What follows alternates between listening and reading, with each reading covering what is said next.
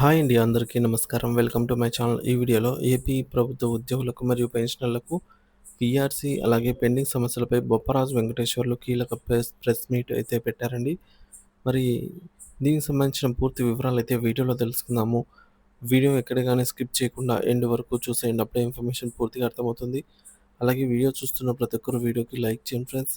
ఈ వీడియోని తోటి ఉద్యోగ పెన్షన్ మిత్రులతో అయితే షేర్ చేయండి. కొత్తగా మన ఛానల్‌ని చూస్తున్నవారు ఇంకా ఎవరైనా సబ్స్క్రైబ్ చేసుకున్నట్లయితే వెంటనే మన ఛానల్‌ని సబ్స్క్రైబ్ చేసుకోండి. దీని ద్వారా నేను చేసే లేటెస్ట్ వీడియోస్ అన్నీ మీ వరకు రీచ్ అవుతాయి. ఇక ఆలస్యం చేయకుండా వివరాల్లోకైతే వెళ్ళిపోదాము. ఫ్రెండ్స్, ఈ విషయానికొచ్చినట్లయితే పీఆర్సీ నియామకంలో ప్రభుత్వం నిర్లక్ష్యంపై AP JAC Amaravati chairman Bopparaju Venkateswarlu కీలక ప్రెస్ మీట్.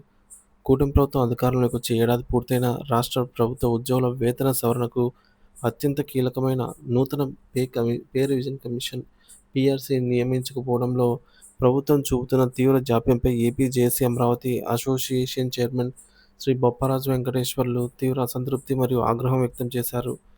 ప్రధాన అంశాలు: ఏడాది నిరీక్షణ శూన్యహస్తం.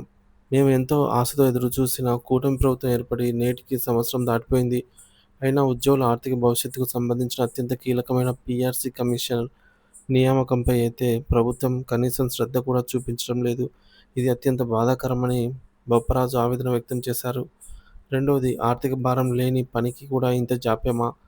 శ్రీ బొప్పరాజు గారు మాట్లాడుతూ ఒక పీఆర్సీ కమిషన్ నియమించడానికి ప్రభుత్వానికి ఎటువంటి తక్షణ ఆర్థిక భారం పడదు. కమిషన్ నియామకం అనేది ఒక సుదీర్ఘ ప్రక్రియకు నాంది మాత్రమే. కమిషనర్ ఉద్యోగ సంఘాలతో, అధికారులతో చర్చించి రాష్ట్ర ఆర్థిక పరిస్థితిని అధ్యయనం చేసి నివేదిక ఇవ్వడానికి కనీసం ఏడాది సమయం పడుతుంది. అలాంటి ఆర్థిక భారం లేని మొదటి అడుగు వేయడానికి కూడా ప్రభుత్వం ఎందుకు వెనుకాడుతోంది? ప్రభుత్వానికి ఉద్యోగుల పట్ల ఉన్న చిత్తశుద్ధి ఏంటి అని తీవ్రంగా ప్రశ్నించారు. మూడోది, 2 ఏళ్లుగా ఆర్థికంగా నష్టపోతున్న ఉద్యోగి. నిబంధనల ప్రకారంగా జూలై 1, 2023 నుండే రాష్ట్రంలో నూతన పీఆర్సీ అమల్లోకి రావాల్సి ఉంది. ఆ తేదీ నుండి లభించాల్సిన ఆర్థిక ప్రయోజనాన్ని ప్రతి ఉద్యోగి కోల్పోతున్నాడు. అంటే గత 2 సంవత్సరాలుగా ఆంధ్రప్రదేశ్ ఉద్యోగి తన హక్కు అయినటువంటి వేతన సవరణ ప్రయోజనాన్ని పొందలేక తీవ్రంగా నష్టపోతున్నాడు. ఈ నష్టాన్ని ప్రభుత్వం ఎప్పుడు గుర్తిస్తుంది అని బొప్పరాజు పేర్కొన్నారు. నాలుగోది, ఉద్యోగులలో పెరుగుతున్న అసహనం. ప్రభుత్వం ఉద్యోగుల గురించి ఎందుకు కనీసం ఆలోచించడం లేదు?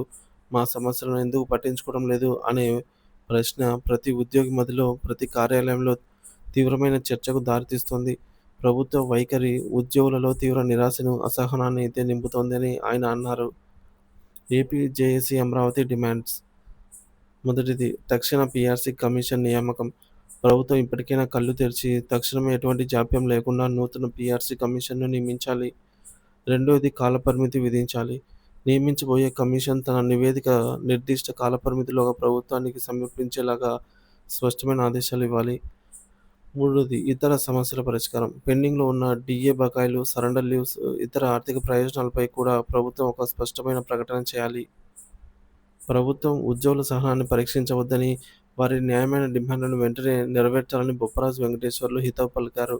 లేని పక్షంలో రాష్ట్రంలోని ఉద్యోగులందరినీ ఏకం చేసి భవిష్యత్తులో తీవ్రమైన ఉద్యమ కార్యాచరణకు పిలుపునివ్వాల్సి వస్తుందని ఆయన ఈ సందర్భంగా హెచ్చరించారు.